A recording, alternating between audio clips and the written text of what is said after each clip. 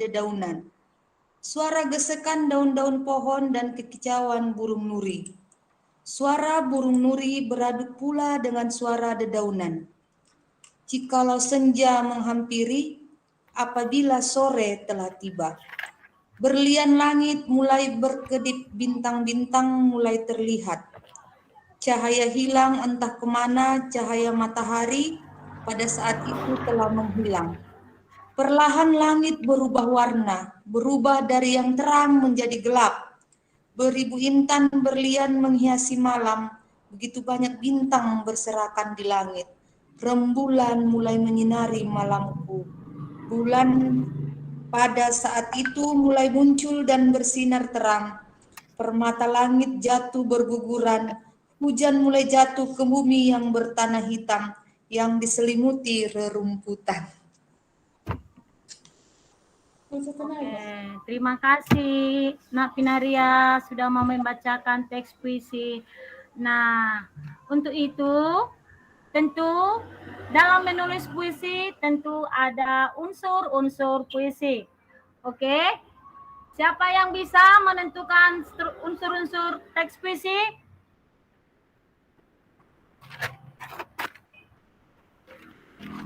Siapa? Ayo, tunjuk tangan. Unsurnya apa strukturnya, Bu? Oh, saya saya suruh dulu ya. Rizka Mayasari, struktur batin puisi. Apa itu, Nak? Struktur batin puisi?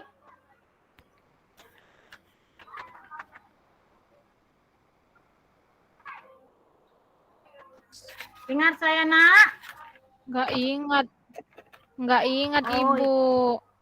nggak ingat ya? Iya, Ibu terangkan ya. Struktur batin puisi itu terdiri dari 4.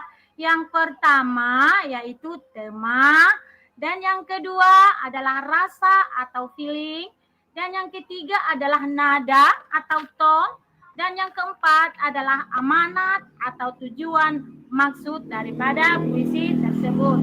Nah, kalau makna atau tema itu adalah tataran bahasa yang hubungan tanda makna, maka puisi harus memiliki makna tipa kata, baris, bait, dan makna keseluruhan. Terus yang kedua juga struktur batin puisi yaitu rasa, yaitu sikap penyair mengenai pokok permasalahan yang terdapat dalam puisinya. Sedangkan nada atau tone itu sikap penyair terdapat pada pembacanya. Terus amanatnya yaitu adalah pesan yang akan disampaikan penyair kepada pembaca yang terdapat dalam puisi tersebut. Nah, anak-anak yang baik, terus struktur tadi struktur batin. Tentu sekarang ada struktur fisik-fisik. Siapa yang bisa struktur fisik-fisik? Ibu Siri bisa? Bisa, Ibu. Ya, bacakan dulu, Nak. Struktur fisik puisi: 1. Perwajahan puisi, 2. Diksi, 3. Imaji, 4. Kata konkret, 5. Gaya bahasa, dan 6. Rima ataupun disebut dengan irama, Bu. Oh iya, terima kasih. Nah, kalau dikatakan perwajahan atau perwajahan puisi atau tipografi, yaitu bentuk puisi seperti halaman yang tidak dipenuhi kata-kata, tepi kanan kiri, pengaturan barisnya, hingga baris puisi yang tidak selalu dimulai dengan huruf kapital dan diakhiri dengan tanda titik. Terus kalau diksi itu kata-kata yang dilakukan oleh penyair dalam puisinya, karena puisi adalah bentuk karya sastra yang sedikit kata-katanya mengungkapkan banyak hal. Terus yang imaji yaitu kata-kata atau susunan kata yang mengungkapkan pengalaman, misalnya penglihatan, pendengaran, perasaan. Nah, terus ada juga yang keempat yaitu kata-kata konkret. Kata konkret itu memungkinkan memunculkan imaji karena dapat ditangkap oleh indera yang mana kata ini berhubungan dengan kiasan atau lambang. Terus ada juga gaya bahasa. Nah, gaya bahasa itu penggunaan bahasa yang menghidupkan atau meningkatkan efek dan menimbulkan konotasi tertentu dengan bahasa figuratif yang menyebabkan puisi menjadi prismatis yang artinya memancarkan banyak makna atau kaya makna. Nah, yang terakhir adalah rima. Rima yaitu persamaan bunyi. Persamaan bunyi di baik awal, tengah, dan akhir puisi. Sudah mengerti anak-anak? Bu. Sudah, Bu. Oke, kita lanjutkan ya, Nak. Nah, dalam Ibu membagi kalian dalam 3 kelompok ya. Saya coba dulu siapa kalau sudah bisa nanti untuk mengerjakan puisi dengan judulnya yaitu menuntut ilmu. Nah, yang kelompok pertama yaitu Minarwati, Yanti, Desril, Pinaria, dan kelompok 2 Desember Manao, Siri Ayu, Umi Rezeki, Desril, dan kelompok ketiga Rizka Mayasari dan Rudimbowo. Nah, saya minta kalian menulis puisi yaitu dengan judul menuntut ilmu. Tentu sudah ada di benak kalian. Kalau nanti sudah tamat SMP, kita melanjut kemana? Nah, pasti sudah ada cita-cita di dalam benak kalian. Saya tunggu 10 menit ya, Nak.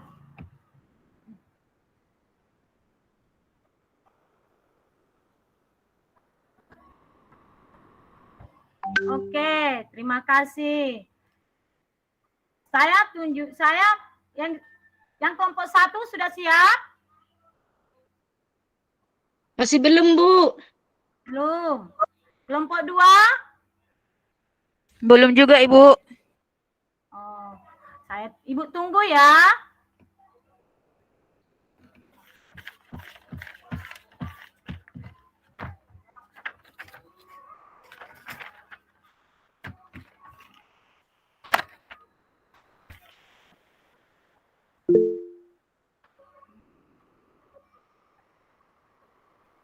Iya.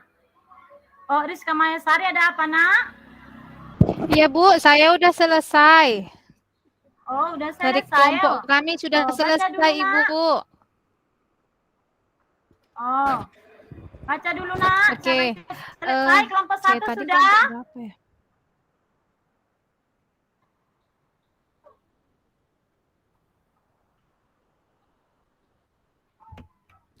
Terima kasih atas kesempatannya. Saya akan membacakan puisi karangan dari kelompok kami yang bertema mengenai menuntut ilmu.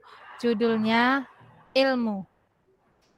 Setiap hari aku bangun pagi, tak lupa mengucap syukur pada Sang Pencipta. Lalu ku bersiap untuk pergi ke sekolah menuntut ilmu yang tiada henti, berjuang untuk masa depan, meraih harapan, menuntut ilmu yang bermanfaat, tak menyerah walau kadang lelah. Itu Ibu karangan dari kelompok kami.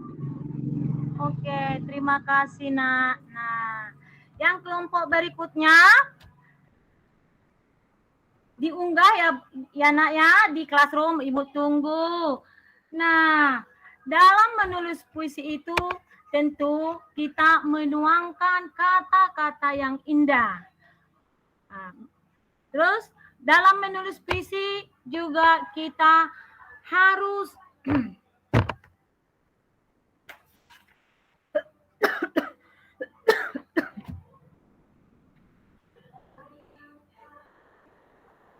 masih dengar Ibu anak-anak? Dengar, Bu. Masih? Mari Bu. Ya, Ibu kurang sehat ini.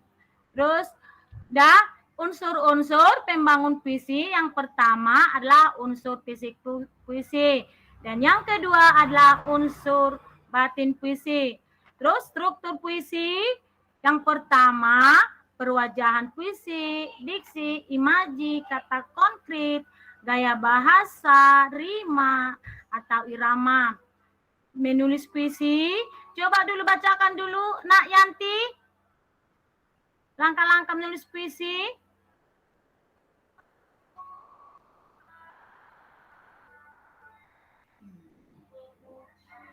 Satu, menentukan ide. 2, memasukkan imajinasi. 3, tema yang tepat. 4, buat judul menarik. 5,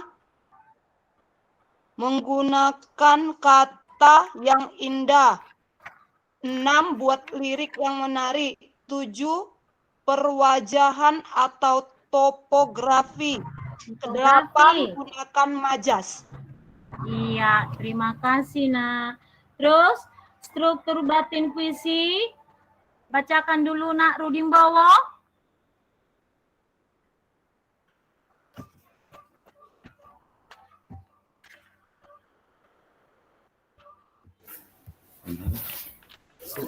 Nak Rudimbowo, baca dulu, Nak. Masih Iya, Bu. dengar Ibu, Nak? Iya. Dengar suara di sana, Bu. Kedengaran, Bu. Kedengaran, Pak. Oke. Mana tadi, Bu? Yang saya baca nih. Itu struktur batin puisi, Nak. Ya, struktur fisik puisi. 1, Ya. perwajahan puisi. 2, diksi. 3, imajinasi. Imaji. 4, kata konkret. 5, gaya bahasa.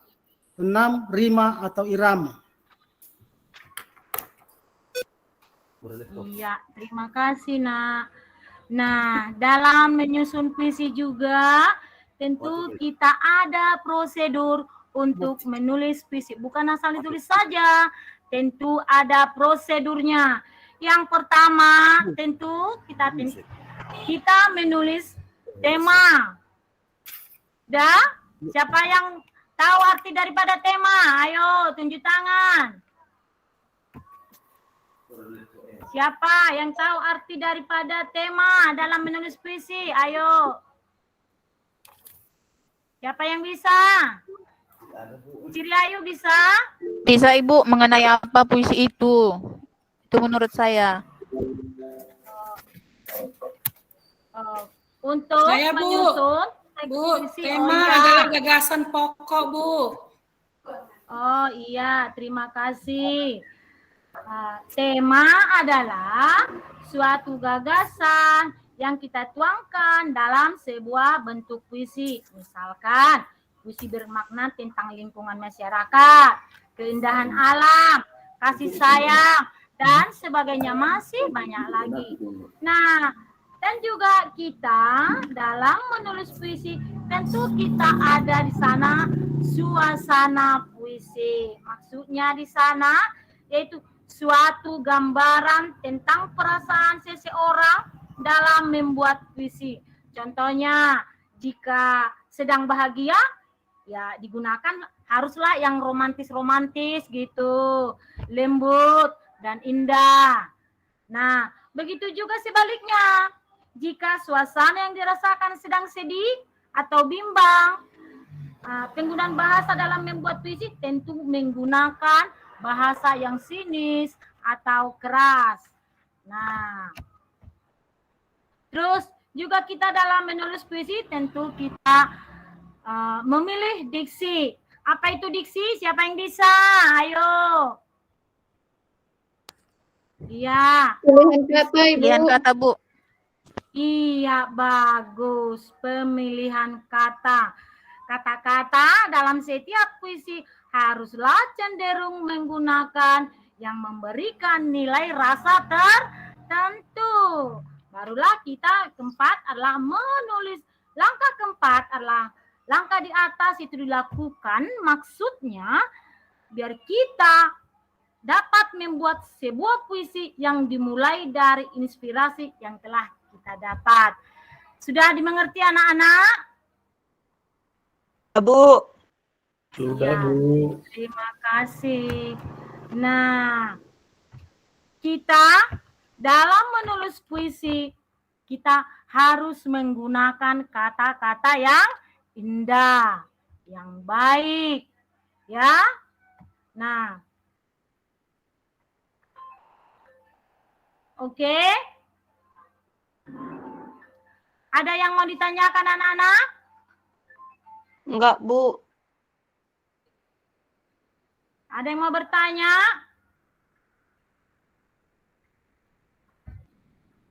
Oke, tidak ada yang mau ditanya. Berarti semua anak-anak ibu sudah mengerti bukan? Sudah mengerti? Sudah, Bu. Saya harap setelah kita mempelajari teks puisi hari ini, Ibu harap kalian sudah bisa menulis puisi dengan baik dan benar dan berani mempresentasikan ke depan.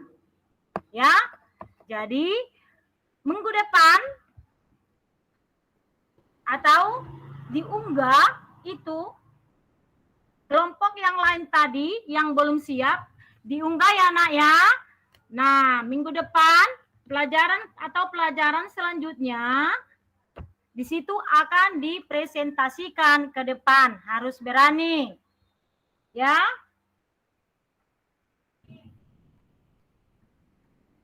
Ada lagi yang mau ditanyakan anak-anak? Ada lagi? Tidak ada, Bu. Tidak ada Ada lagi, Bu. lagi? Berarti sudah Iya. mengerti ya? Iya, Bu. Sudah, Bu. Oke. Untuk itu, kalau sudah tidak ada lagi pertanyaan, sudah mengerti semuanya, dah Ibu akhiri pembelajaran ini. Ya, saya akhiri pembelajaran ini. Saya suruh dulu Bapak Ibu Mirnawati Togatorop untuk mengakhiri pembelajaran kita ini dengan berdoa. Baik Ibu, sebelum kita pulang marilah kita berdoa teman-teman, doa dengan keyakinan dan agama kita masing-masing. Doa dimulai. Doa selesai. Oke. Terima kasih Nak Mirnawati.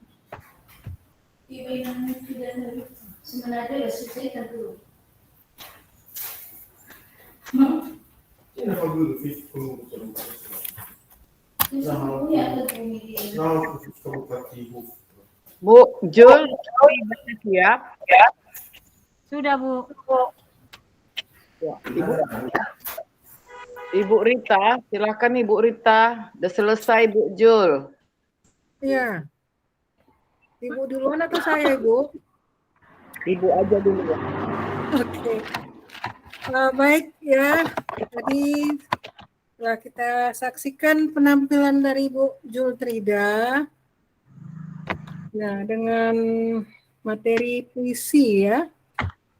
Puisi. Jadi waktunya masih ada 10 menit lagi, Ibu. Ya. Jadi sebenarnya kalau tadi kelompok yang telah ditugaskan membuat puisi tadi itu bisa mempresentasikan hasilnya. Ya, tapi Ibu langsung menutupnya, masih ada waktu. Nah, kemudian ketika tadi Ibu berbicara ya, menyampaikan tentang materi, saya perhatikan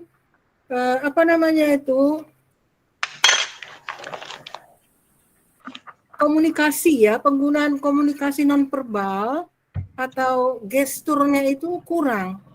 Jadi ketika Ibu Jultrida menyampaikan materi, nah itu pandangan Ibu bukan ke peserta didik, tapi ke samping. Mungkin Ibu membaca ya. Nah, mungkin Ibu membaca. Jadi di sini terlihat di samping penggunaan tadi gestur nonverbal ini, komunikasi nonverbalnya kurang. Nah, kemudian nampak di sini Ibu juga kurang menguasai bahan. Ya, kurang menguasai bahan. Nah, kemudian ketika Ibu Jultrida menyapa peserta didik masih menggunakan ibu bapak. Ya, masih menggunakan kata ibu bapak. Sementara yang Ibu hadapi ini adalah harus dianggap sebagai peserta didik, bukan bapak ibu. Nah, itu kekurangannya. Nah, kemudian model pembelajaran yang Ibu gunakan pun saya tidak melihat itu sintaknya.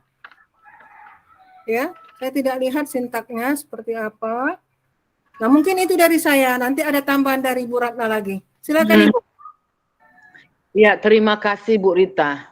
Ya, sudah disampaikan Ibu Rita ya. Bagian. Nah, kalau dari saya jelas bahwa modelnya nggak kelihatan. Metodenya tanya jawab dan ceramah. Jadi yang kita harapkan bahwa pembelajaran yang Bapak Ibu latihkan ini, model pembelajarannya yang harus kelihatan, di mana model pembelajaran ini berpihak kepada peserta didik, yaitu bagaimana membuat peserta didik kita itu aktif, ya, kemudian bisa terlihat hotnya, bisa terlihat pembelajaran abad 21-nya, bisa terlihat peserta didik kita mengembangkan literasinya, bisa terlihat yang sesuai dengan yang saya sebutkan tadi, itu bisa kita dapatkan pada model PJBL dan PBL, ya. Tapi yang kita lihat di sini tidak ada model, yang ada tanya jawab dan ceramah. Ya, tadi teman-teman juga hampir semua seperti itu, tapi kita berharap makin ke depan, makin ke belakang itu makin muncul gitu keberanian untuk menggunakan model itu gitu. Makanya saya sampaikan selalu, buatlah skenarionya, buatlah menit-menit Bapak Ibu apa yang Bapak Ibu lakukan. Ya. Nah, jadi ya memang belum kelihatan modelnya. Yang ada metode ceramah dan tanya jawab. Berarti yang aktif siapa? Guru yang aktif. Memang guru yang aktif di sini. Karena di sini tadi berdoa, habis berdoa langsung membaca puisi. Langsung bertanya tentang puisi. Lalu guru yang menjelaskan.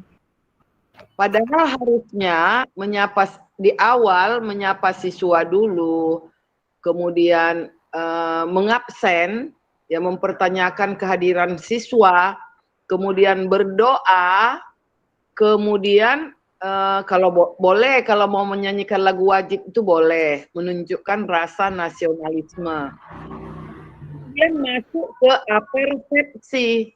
Tapi tadi ada bertanya tentang puisi, tapi akhirnya langsung menjelaskan. Jadi udah langsung masuk ke materi, bukan apersepsi lagi. Ya, harusnya tadi itu masih apersepsi tuh, bertanya tentang puisi, apa itu puisi. Itu pelajaran yang sebelumnya gitu. Di pertemuan ini kan Ibu ke KD berapa Bu Jul? Oh, saya di KD 3.8. Pengetahuan. Iya. Di pengetahuan. Apa bunyinya itu, pengetahuannya itu? Menulis puisi dengan memperhatikan unsur-unsur pembangun puisi. Apakah itu di kode 3? Bukan kode 4 itu? 4.81. Iya, tadi Ibu bilang 3.8. Bukan 4.8, Bu. Ya, jadi ini kan keterampilan. Jadi di sini yang dicapai bukan keterampilannya, tapi pengetahuan jadinya. Jadi ini masukan dari saya. ke depannya, Ibu harus fokus ke kode 4.8, bukan ke 3.8. Yang Ibu sampaikan di sini adalah 3.8, bukan menulisnya. Padahal enak lah Ibu ini. Ya, kalau Ibu fokus ke keterampilannya, setelah tadi apersepsi bertanya tentang pelajaran yang sebelumnya, Ibu masuk ke KD ini, Ibu tinggal hanya memfasilitasi peserta didik aja dengan membuat kelompok, dengan peserta didik melakukan presentasi. Ibu tinggal menyampaikan apresiasi aja, bagus, tepuk tangan. Waduh, anak-anak Ibu udah pinter semua. Cuman gitu aja. Jadi bukan ceramah, bukan tanya jawab, tapi anak-anak itu mempresentasikan hasil menulis mereka. Jadi ini kalau menulis berarti PJBL, menghasilkan karya. Anak-anak menghasilkan karya. Oke, Bu, saya rasa cukup ya. Bukan dari saya. Terima kasih.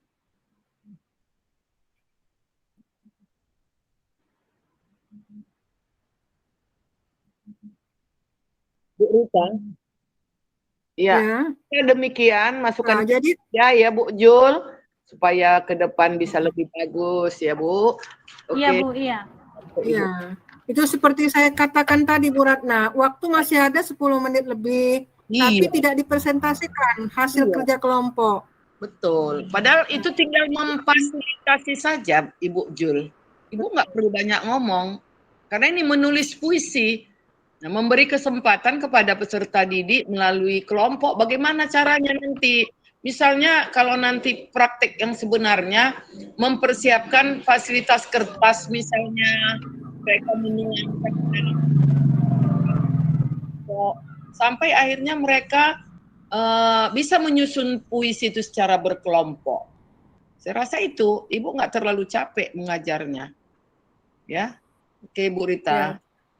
Ya, baik. Terima kasih Bu Ratna dan juga Bu Jultrida. Silakan ditutup tayangannya. Selanjutnya kita sampai kepada Pak Rudim Bowo. Iya.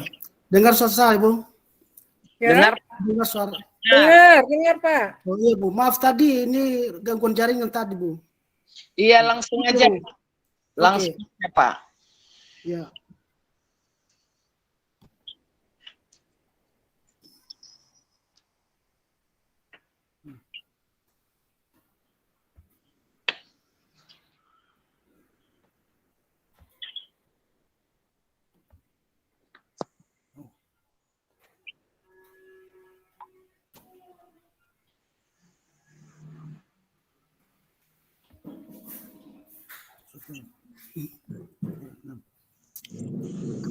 Nampak di sana Bu? Nampak. Udah Pak, udah.